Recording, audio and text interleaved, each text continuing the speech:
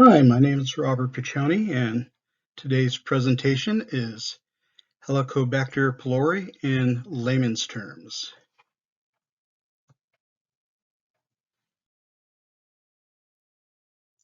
What is Helicobacter pylori?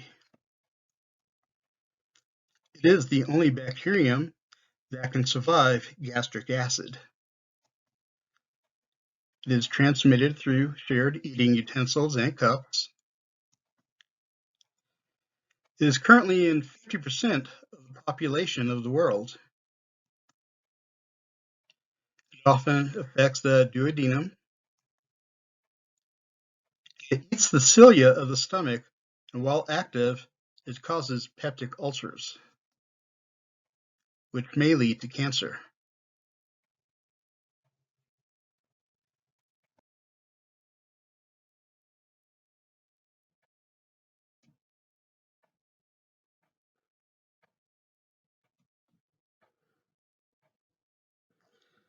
Like I said, it's often found in the duodenum.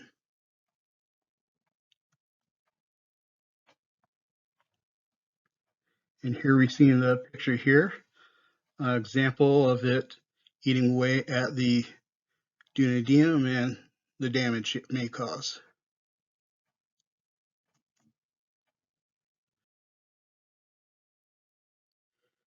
Risk factors for H. pylori: living with a large group, cooking with unwashed hands, high chance of spread from a parent or guardian to a child, lack of clean water, and sharing eating utensils, glasses, and cups.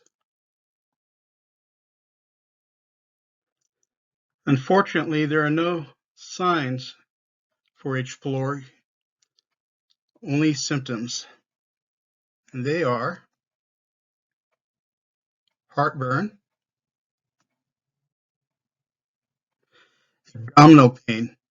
It's usually worse when your stomach is empty. Nausea, loss of appetite, unintentional weight loss, bloating.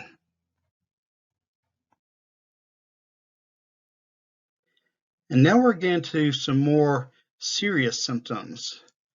First being melena, which is the medical term for black and tarry stools, which is an indication of blood possibly in your GI tract, a very serious symptom, and you should be seen by a medical professional right away. Next is vertigo, which is dizziness, followed by dyspnea, or shortness of breath. Now, this is not in any particular order. You might see dyspnea or shortness of breath on a paper as SOB. Don't take it personally, and it may not indicate the patient's personality. Next, we see pallor. Pallor indicates how the person is looking right now. Kind of whitish complexion, indicates lack of perfusion to the face and extremities. And finally, we see emesis, vomiting. Never a good sign.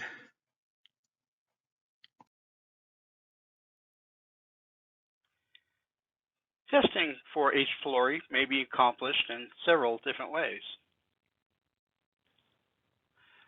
Blood tests may be done to show previous infection or an active bacterium.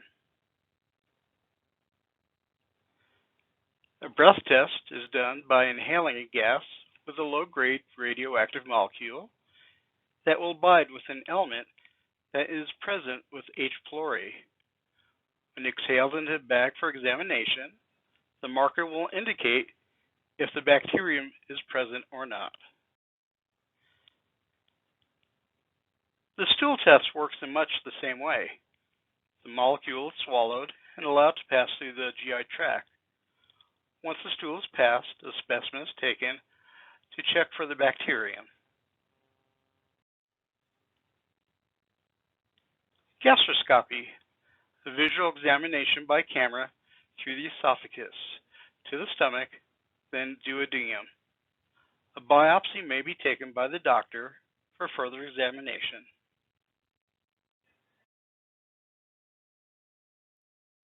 Possible treatments are widely available. Acid suppressors such as omeprazole and esomeprazole are available. You may recognize them as Prilosec and Nexium. Next we have histamines and H2 blockers.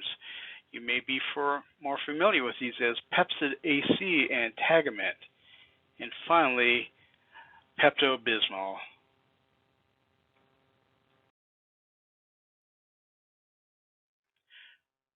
Prognosis for H. pylori. Well, children and females are more likely to be reinfected with this, but overall, living and recovering from this is good to excellent no matter who you are.